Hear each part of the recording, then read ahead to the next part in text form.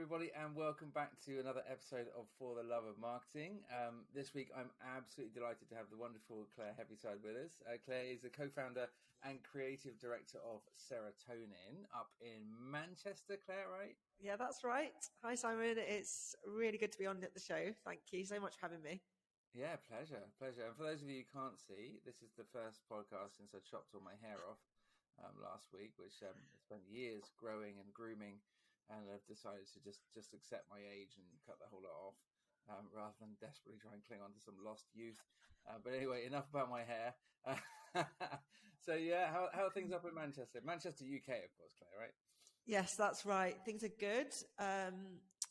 We're having it's March now, so we're looking forward to Q2 and just reviewing Q1, having had a really, really busy start to the year, which is really good. And yeah, it's things are very full on in agency life up here at the moment. Good. Well, that's a good place to be. Well, we're going to talk about brand strategy today, right? I think it's something that we in my agency do a lot of work on as well, and it's it can be elusive. I think sometimes people get lost as to what brand strategy is versus marketing strategy versus business strategy, and what does it really mean, and what's the journey you go on? How do you construct a brand strategy? How do you actually make it something that people buy into and believe in and is meaningful and structured? So I'm going to pick your brains on that. Is that all right? Yeah, certainly. I'll do my best. So let's start at the beginning. That's always a good place to start.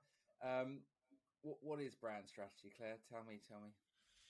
Well, the way that we look at it is brand strategy is the framework that your business has to connect and engage with your audience, to communicate what it is that you do in a way that stands out within the market.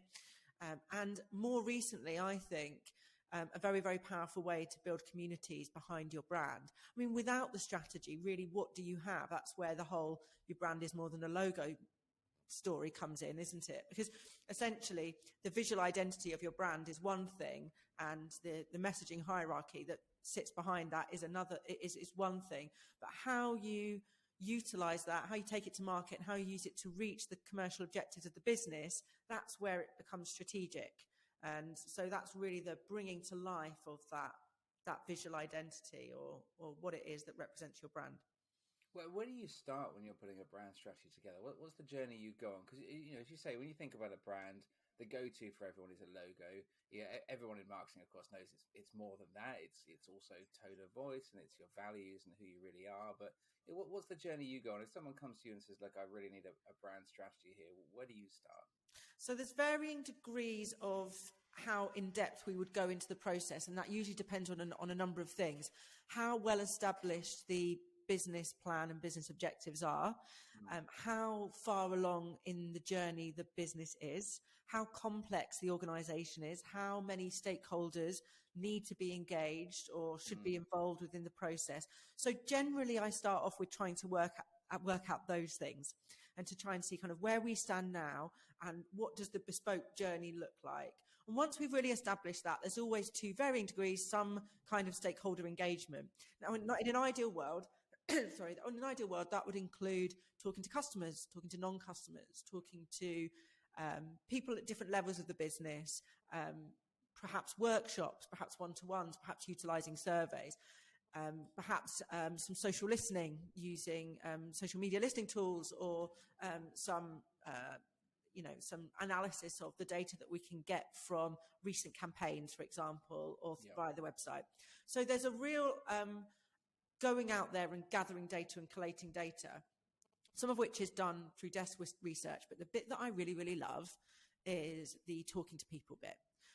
And so I always will incorporate some sense of workshopping of ideas. I generally like to go to those workshops with a lot of insight in my back pocket so that they're really, really informed, so that we're not ever just talking with assumptions or listening to the loudest voice in the room, usually the founder or the head of marketing or the directors, and that we can kind of push back and have a really in-depth and intelligent conversation about what actually is really, really important about this brand and what's really, really important about the market and where we really sit against our competitors.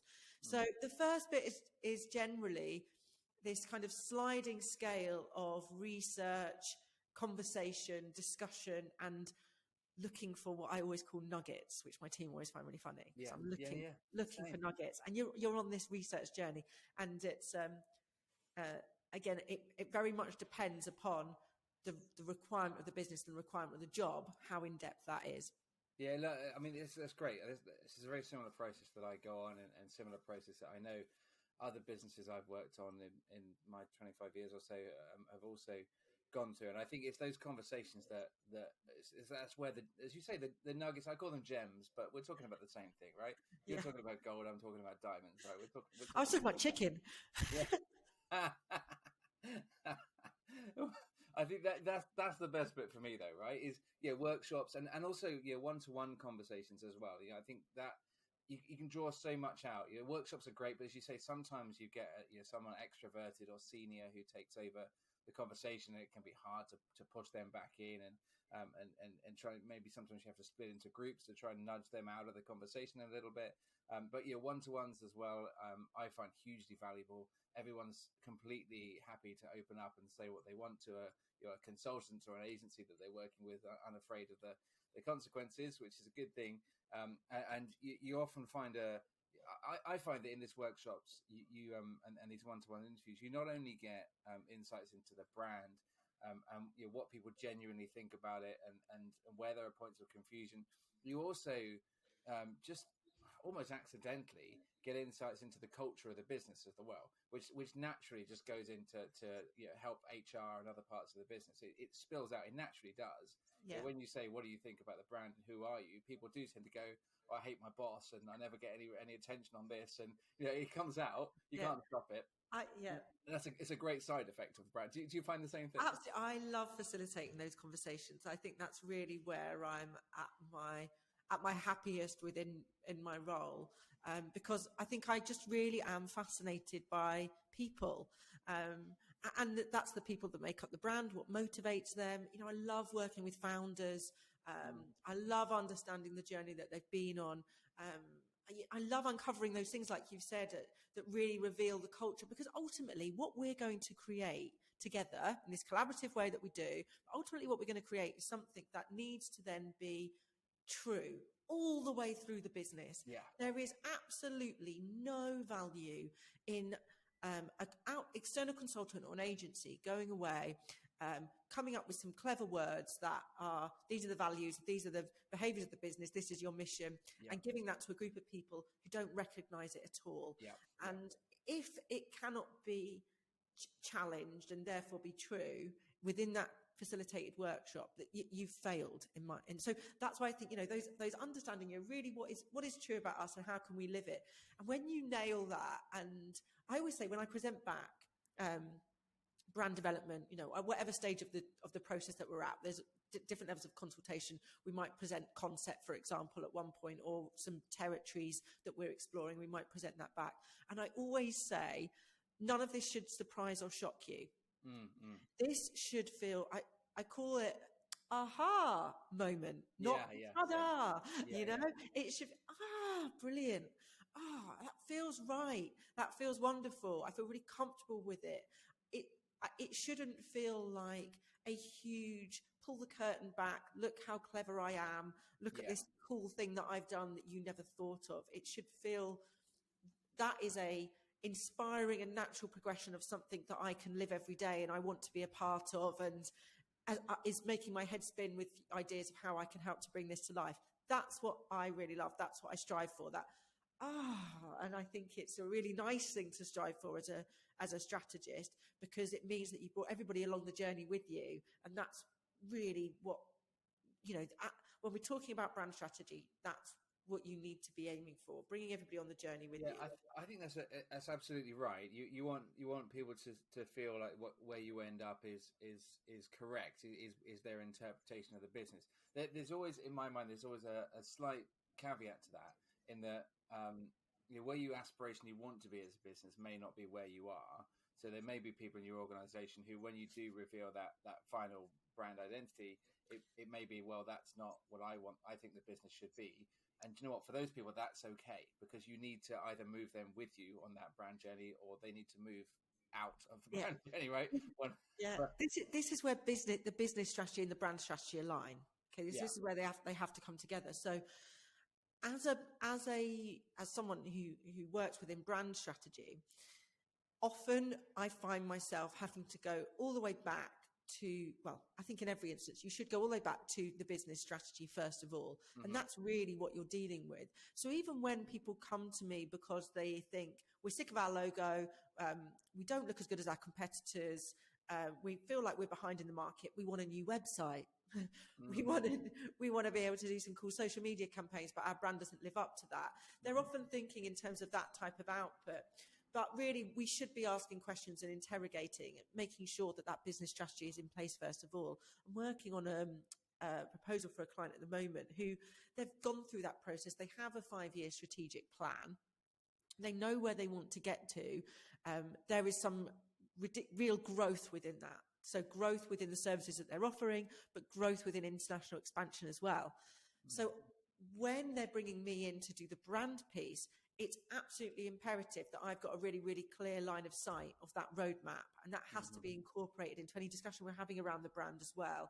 If that roadmap isn't in place, we need to start there before we even get into the brand.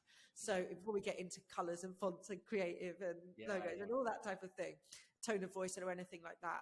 So it really is this overlap between two sides of the same coin. You can't have one without the other.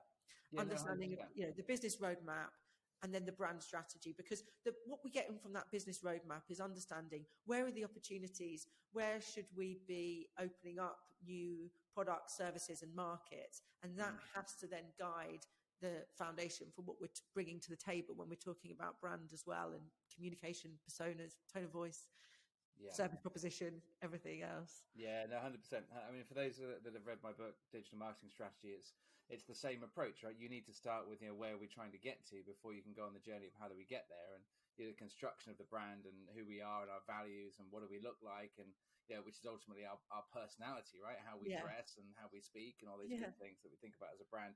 They have to come out of, well, where are we actually trying to go as a business? If you don't know that, you're just doing things and creating pictures and things for the sake of it, right? So it all needs to stem out of those ultimate goals. And I think that's really important. I mean, what do you do if someone comes to you and says, "Hey, look, I need a brand strategy, and we don't really have a clearly defined business strategy at the moment. We want to grow, but we don't really know much more than that." Where do you begin? Something as vague as that.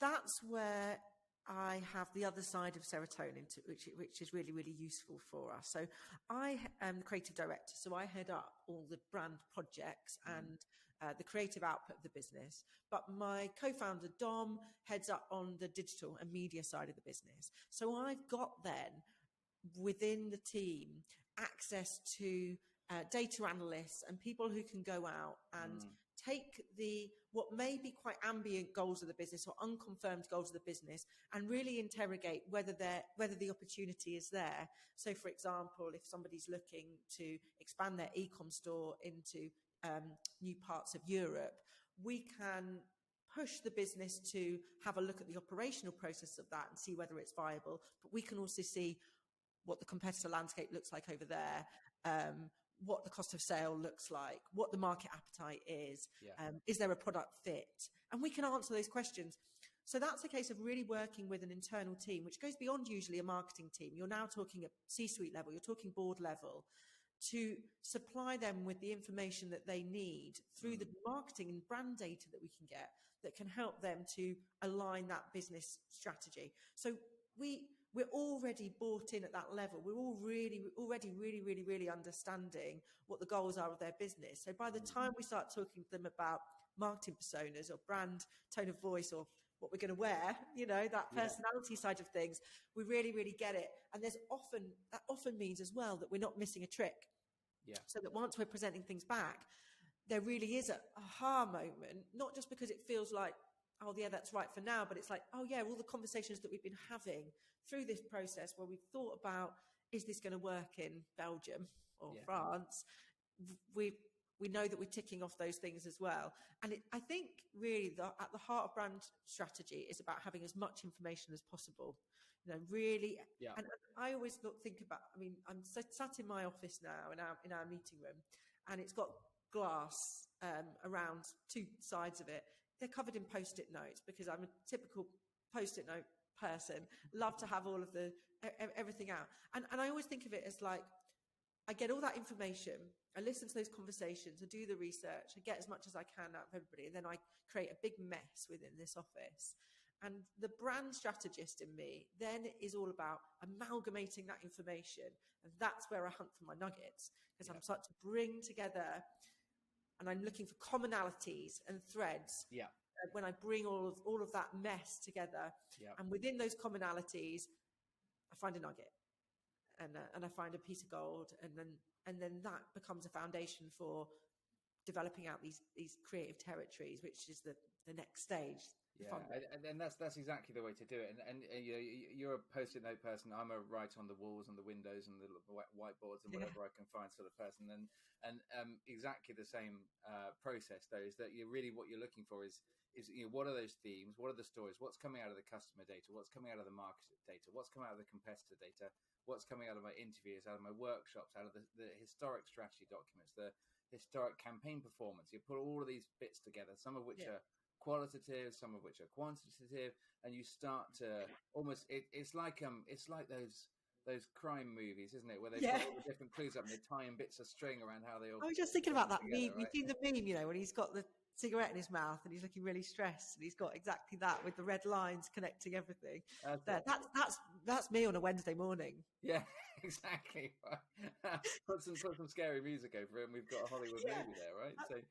That's just a day in the life of a brand strategist. It is. But that's the beauty of the process. You basically have this huge pile of information, and you're pulling that into distinct, as you say, sort of nuggets or gems, right? So sort of stories, clusters that then become the essence of this is who we are and where we're trying to go. And then you distill that down, and that can become a mission statement and a set of values, and it can become the principles behind which we design a logo or choose our colors or whatever that might be, right?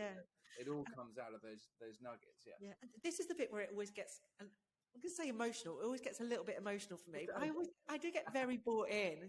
I get very, very passionate when I'm working with, because I love working with people, I love working with businesses, love understanding it, and the spark of this process is what really draws me in. So it does tend to get a little bit emotional at this point, because you're starting to build together these stories that at this point really mean something to you. So I generally then tend to let creative writing come into it. So this may be writing that never sees the light of day. It's never going to be it's not even going to be in a brand guidelines document, but it's some creative writing that helps to tell the story and to set this foundation, set us off on this pathway, so that the brand is always going to mean a lot more than the parameters of how we use our logo, or we use this word and not that word. And I love to share that, particularly with founders, because I think that they feel emotive, or they feel emotional about the brand, and they feel emotional about the journey too, and they understand that we then connect on that level. And I think that that's where it really starts to kind of come together.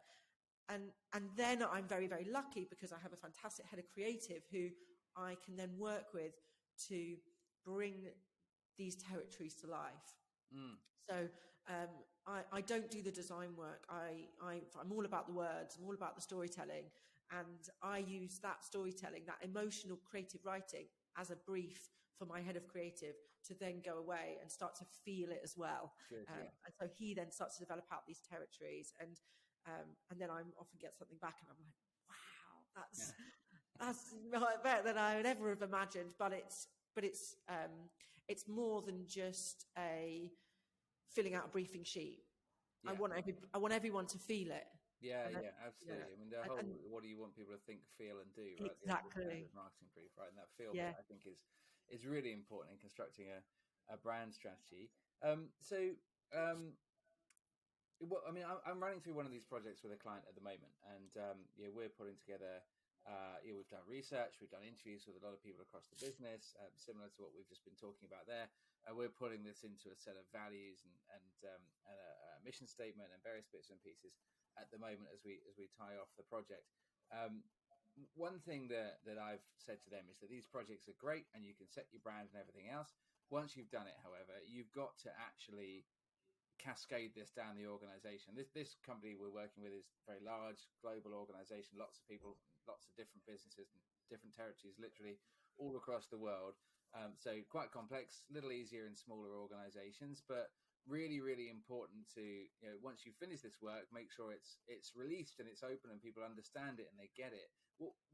What's your process? How do you make sure that this all this good work actually is understood by the organization? Yeah, well, I've got some tips for that, because I think the process, like I said from the outset, is dependent upon really who are the not important stakeholders. Everyone's important. We all want everyone to love it, but who are the decision makers? Who needs to be invested in the process? So that needs to be set from the very, very beginning. We need to understand whose opinion matters at what stage. So let's set the boundaries of that. We're not going to make everybody happy straight from the outset, because some people are always going to have something bad to say, and we don't necessarily need to listen to them, because if we go through the process, we know we'll end up in the right place. So my top tips, first of all, acknowledge that there is difference in agenda and priorities. So as soon as we're laying out that process with an organisation and we're identifying who those stakeholders are, let's have an open and honest conversation that different people are going to have. The salespeople, for example, are going to have different agenda and priorities about how they are going to be able to utilise this brand. The people who are responsible for creating social content, your operational people who maybe don't care, they just want to have something that works seamlessly. And when are we going to have digital transformation? Stop going on about your brand, those type of things. So acknowledge that there's difference. I think being able to platform all voices is another thing. So deciding at where in the process are we going to make sure that all of the relevant people have a chance to say what they need to say, and that feels legitimate and authentic, and not just that they filled in a questionnaire that nobody reads, that it's fed back to them, and that when we present things back, we refer back to the insight and information that they've given us, so that feels valued. I think then it's really important to unite people within this common goal. So before we skip over certain elements of the strategy, so we've done all our research, now we're going to get over into our, this is what the colour palette we're going to use, and this is what the website's going to look like. We need to really be really, really clear on the vision and values and the common goal of the business. So there's probably that interim stage of presentation to say, guys, this is what we're doing. This is how we're going to achieve our goal of expansion over the next 5 years. And this is the vision and values and mission that's going to get us there. So I think that's really aligning your brand and your business strategy. Because if people feel that they're part of, people will buy into a brand if they feel it's going to get them to this common and shared goal. I think that's really important. Back everything by data. Use customer research. That's particularly important when you're talking to C-suite stakeholders, because their opinions, or they may feel their opinions are the most important or only ones, when actually their opinions don't matter in some respect when we're talking about customer and potential customer insight. Very true, And if I've got that in my back pocket, then yes, I will take on board what you're saying, but your market is telling me something completely different. That's a really important point, actually. And I think that's one that I've faced a number of times in my career when I was in-house within companies, is CEOs or CMOs who just decide what the brand is, and that's what the brand's going to be, even if all customer data and market data tells you something that needs to be very different. That can be a challenge, certainly. So it's important to have that data to back I find that those are the type of CMOs who they move around businesses, and every time they go into a new business, the first project they do is a brand project.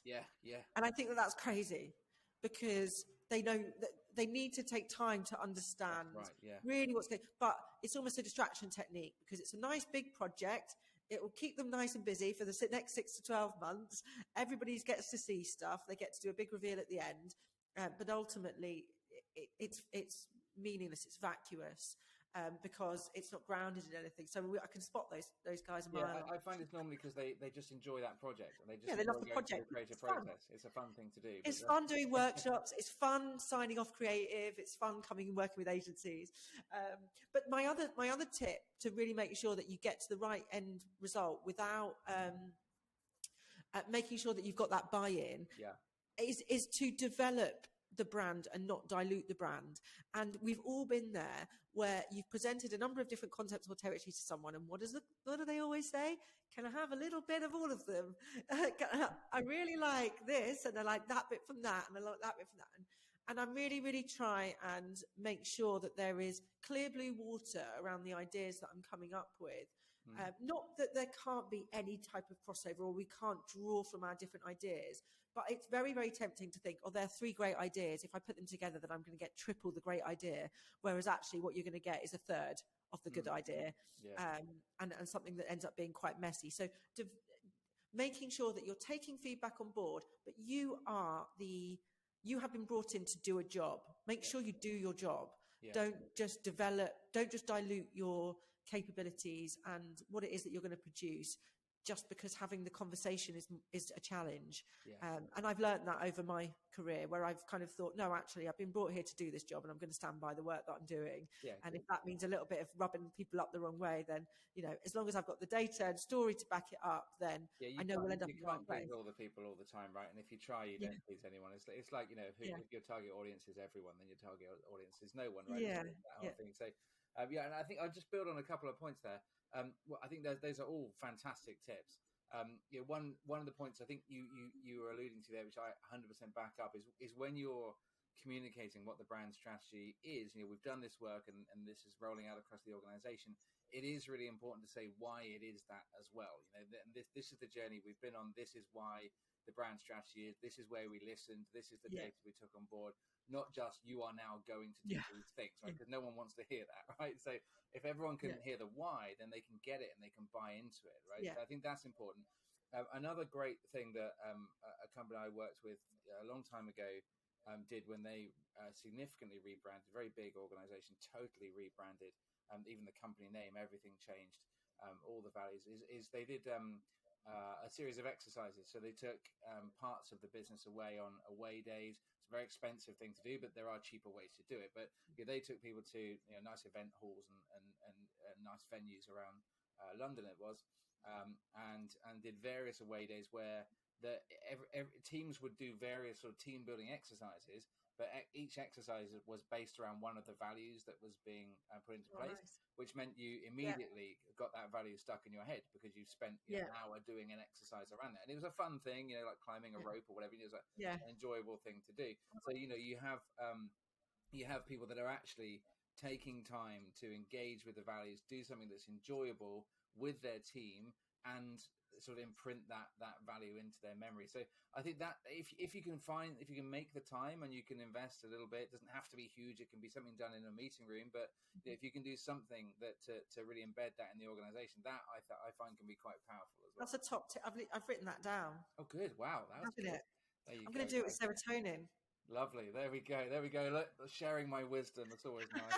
Always nice. That's my one bit of wisdom for the year. I'll try and work something out for 2024. Good. We're a bit short on time, Claire. I think what I'd love to do, if we can, is do another one of these and expand on this. Maybe dig a bit more into brand guidelines and sort of creative and the actual distribution and bits and pieces like that. So I'm sure the audience would love that, because I can see that I can see in your mind there's 1,000 things just trying to get out, and it's the same here. So I think we should carry on this conversation and do this another day, because otherwise I'd love that. I'd love to come back. I think we should. Episode 4, 5, 6. Like, we're just going to keep going. Just the whole of the next season will just be you and me chatting. We can grow the hair back as well. Awesome. Well, look, that's been amazing. I think Claire, there's so much good advice in there, and I think for anyone who's looking at rebranding or just reinforcing their brand or starting a business or even expanding a business very quickly or moving into a new territory, there's so much to consider around branding. And I think taking your people on the journey with you, making sure you understand your data, make sure you talk to your people about it, make sure you do your research into the industry, make sure you cascade this. There's so much good advice in there. So thank you so much for that. I think. Oh, thanks for having me. Yeah, absolute pleasure. So thanks everyone for listening. I hope you've picked up some really great stuff on brand strategy there. Don't forget to like and subscribe. And we'll talk to Claire again. But in the meantime, We'll see you on the next episode of For the Love of Marketing. Thanks, Claire.